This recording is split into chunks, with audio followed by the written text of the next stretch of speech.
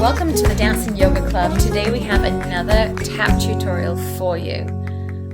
We're going to be doing what's called the Broadway or the Shirley Temple.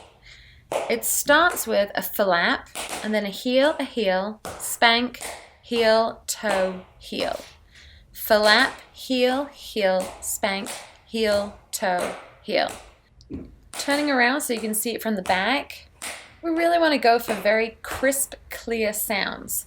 Now it's often very common for people to lose balance at the end right here on that heel, toe, heel.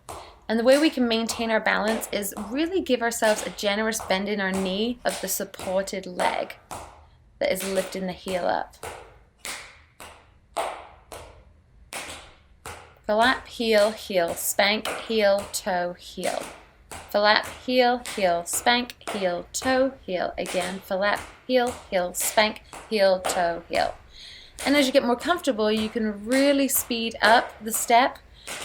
Just make sure you're giving yourself a generous bend in both knees, which will allow you to move swiftly and clearly throughout the movement.